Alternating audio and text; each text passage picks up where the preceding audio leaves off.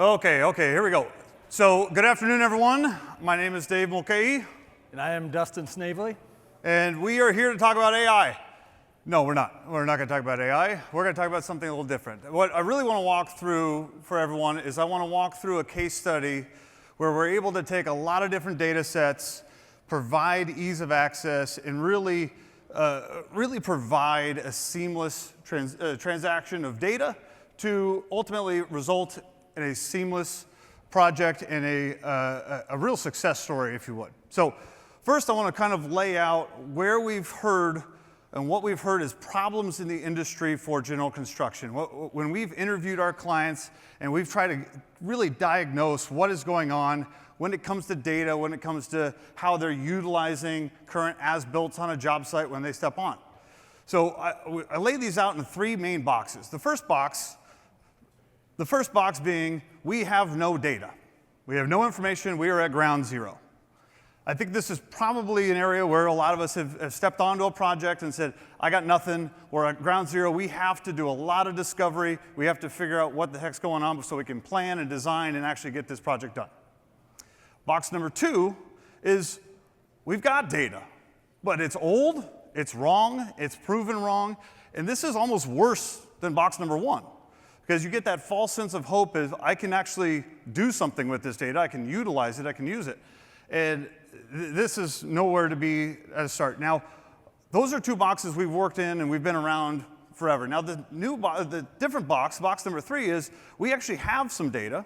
It's actually pretty decent, but we continuously have the problem of sharing this data and getting it to the right people at the right time. That problem seems to kind of plague today's industry. We've been involved, GPRS, our company, has been involved in boxes 1 and 2 since our start in 2001. We've helped provide that data, give that information. But now we're trying to say, how do we handle box 3? And I want to turn it over to Dustin to kind of walk through a little bit more of that problem. Yeah, and as we dive into box 3, the reason why it's such a big issue is you first look at it as what information is needed when you go onto a job site. What information is gathered, whether it's Revit and BIM files, whether it's utility data, blueprints, as-built, 3D tours. There's hundreds and hundreds of pieces of information you're collecting on a job site. And so there's a ton of information you have to gather. There's a ton of information you have to have.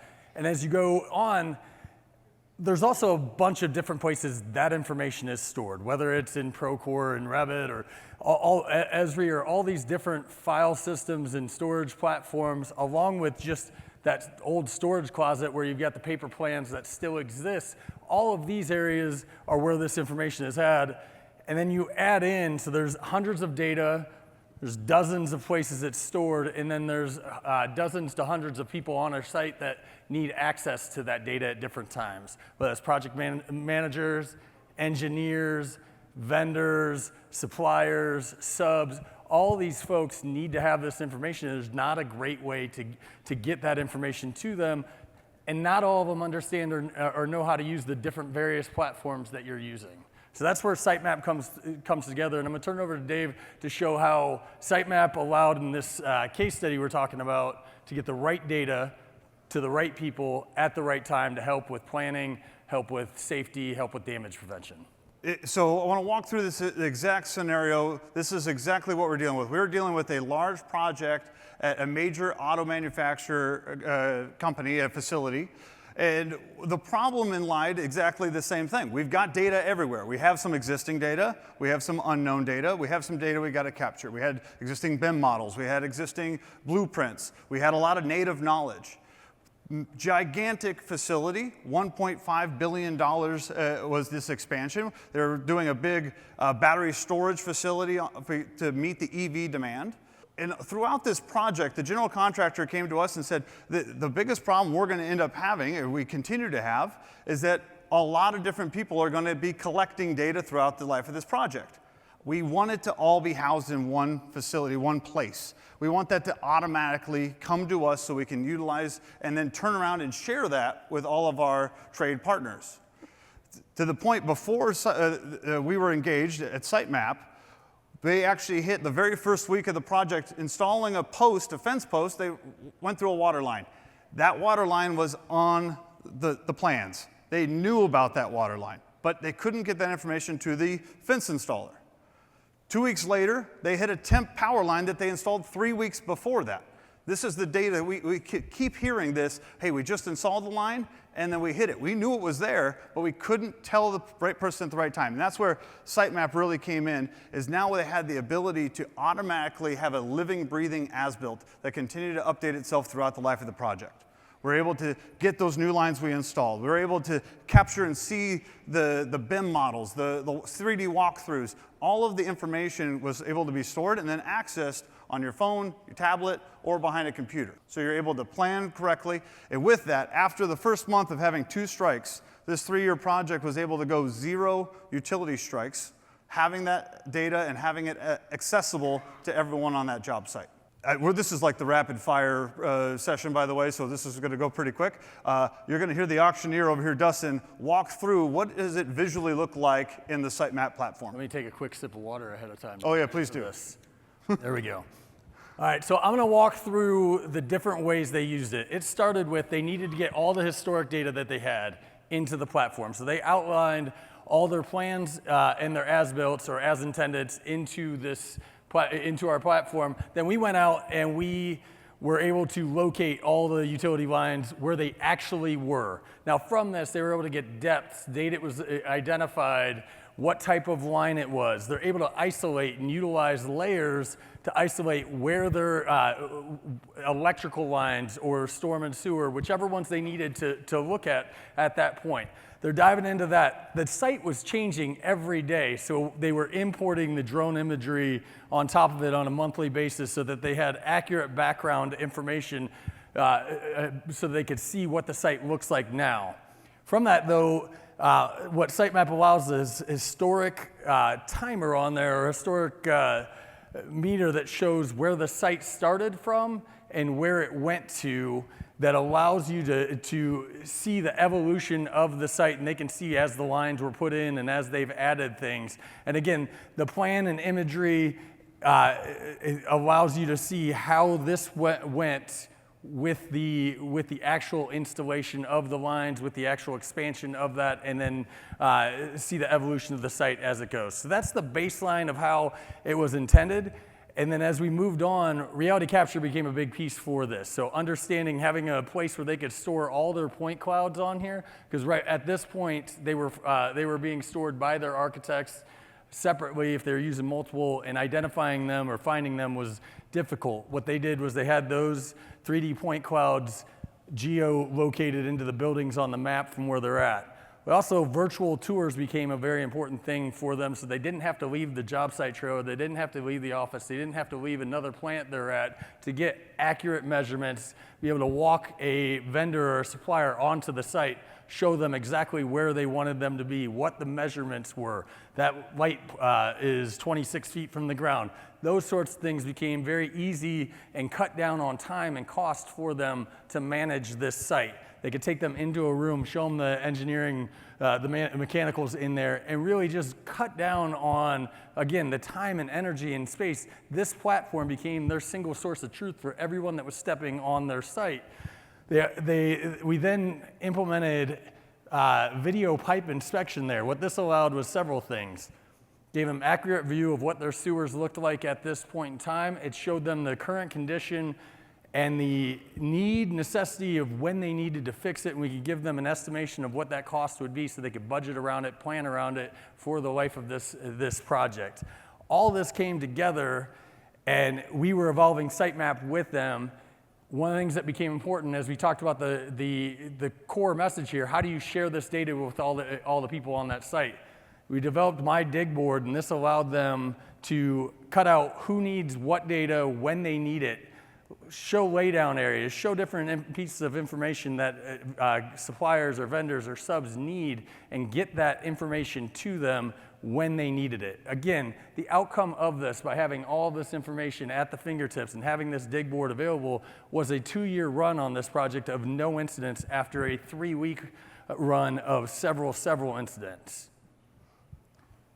We have to apologize that we showed sewer video after lunch, but hopefully there was a big enough gap there.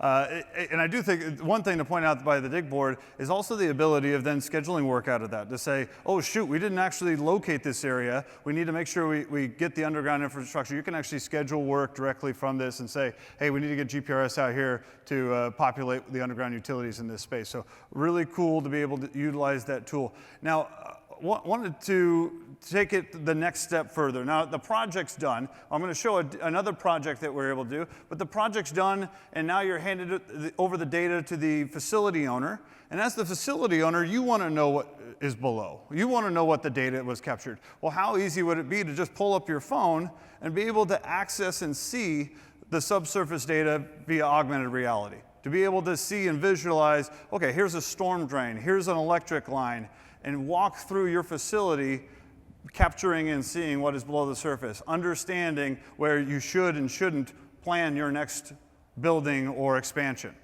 So I'll go ahead and let this play, but it's just giving you a visualization of this hospital here and a lot of the data that was available and accessible via augmented reality. Again, all of this in SiteMap, the platform. The feedback we've gotten from this, we are a company that was built on damage prevention and safety and folks returning home in the same condition they went to work on. And that continues to help with this. But the biggest feedback we've gotten is the amount of savings on getting that red marker, not having to get that red marker out as much because they know exactly where their data is at. Dustin, you want to go into what's coming next for SiteMap? Yeah, so SiteMap has been an evolution over the past, it's a year and a half in existence. It's been an evolution. It started as a utility data system, and the feedback and the discussions with our partners on what their biggest problems are, what your biggest problems are, has kind of evolved it into this central source of truth. And from that, we've got some evolutions that are coming down the road. One is customized naming sites. The way we name it isn't the way you name it. So the ability to adjust the naming sites and the way the documents are held and stored, that'll be coming down the line.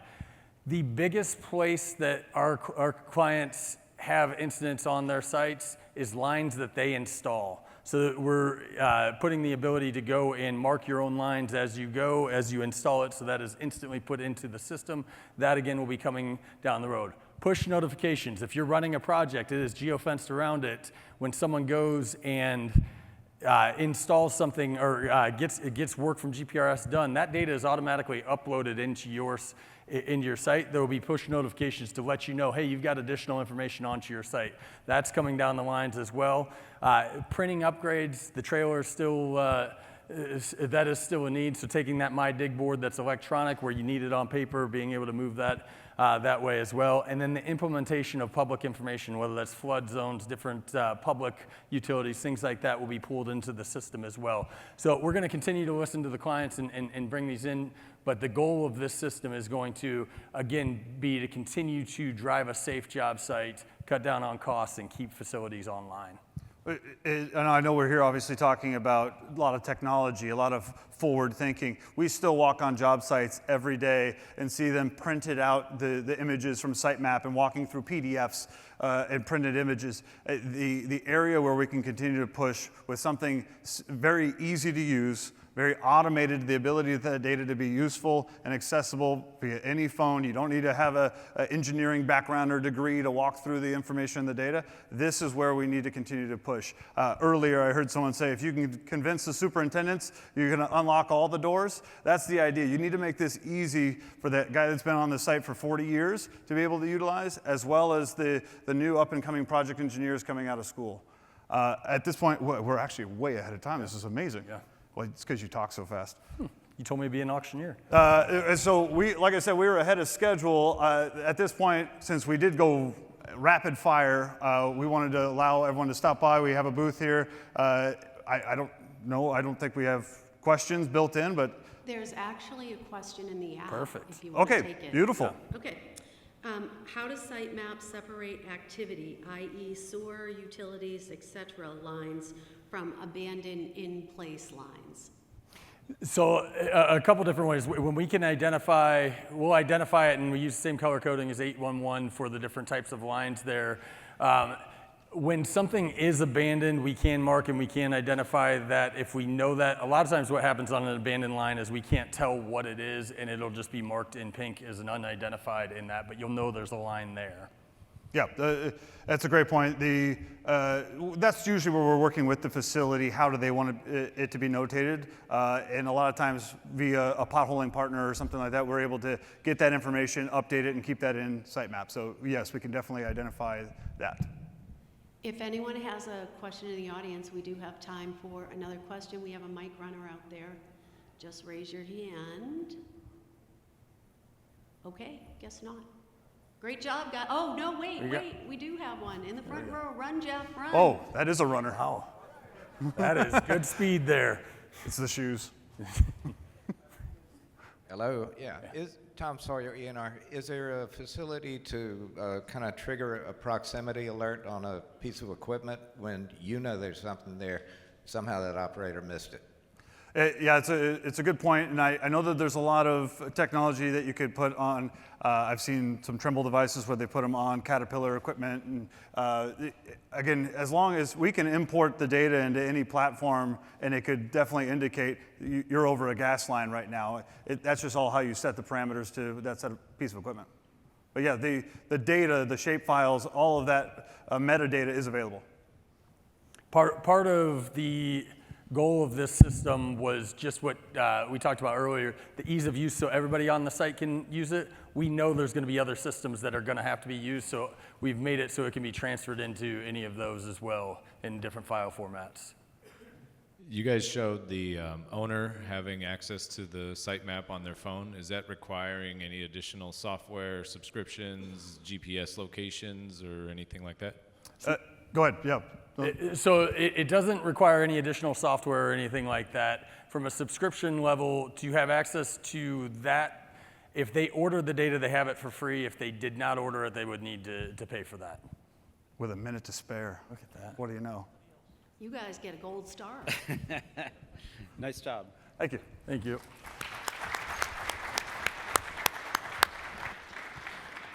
Thank you, David and Dustin.